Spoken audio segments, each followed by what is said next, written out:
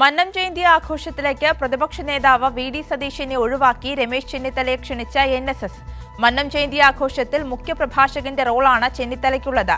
സനോജ് സുരേന്ദ്രൻ വാർത്തയുടെ വിശദാംശങ്ങളുമായി ചേരുന്നുണ്ട്. സനോജ, വി.ഡി. സതീശനെ തങ്ങൾ അംഗീകരിക്കുന്നില്ല എന്ന സന്ദേശം കൂടിയാണ് എൻ.എസ്.എസ്. കോൺഗ്രസ് നേതൃത്വത്തിന് നൽകുന്നത് എന്ന് വ്യക്തമാണ്. വി.ഡി. സതീശനോടുള്ള എതിർപ്പ് ഒരിക്കൽ കൂടി പരസ്യമാക്കുകയാണ് എൻ.എസ്.എസ്.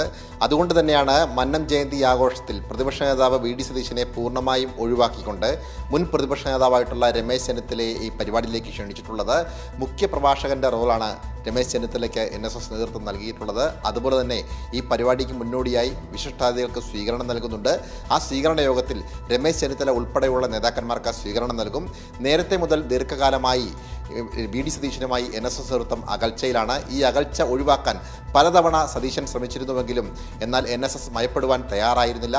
ഒരു ഘട്ടത്തിൽ മാർ ജോസഫ് പൗവത്തിൽ മരണപ്പെട്ടപ്പോൾ ആ മരണവുമായി ബന്ധപ്പെട്ടുകൊണ്ട് ചങ്ങനാശ്ശേരിയിലെത്തിയ വേളയിലാണ് വി.ഡി. സതീശൻ എൻ.എസ്.എസ്. ആസ്ഥാനത്തെത്തുകയും സുകുമാരൻ നായരുമായി ചർച്ച നടത്തുകയും ചെയ്തത്. എന്നാൽ രാഷ്ട്രീയ കാര്യങ്ങളൊന്നും ചർച്ച ചെയ്യുവാൻ സുകുമാരൻ നായർ തയ്യാറായിരുന്നില്ല. ഒടുവിൽ പിന്നീട് 10 മിനിറ്റോളം കൂടിക്കാഴ്ച നടത്തിയ ശേഷം വി.ഡി. സതീശൻ മടങ്ങുകയായിരുന്നു. എന്നാൽ ഇപ്പോഴത്തെ സാഹചര്യത്തിൽ ഈ തീരുമാനത്തിന് ഒരു രാഷ്ട്രീയ പ്രാധാന്യം കൂടിയുണ്ട്. ശരി, സനോജ് സുരേന്ദ്രനാണ് വാർത്തയുടെ വിവരങ്ങൾ നൽകിയത്.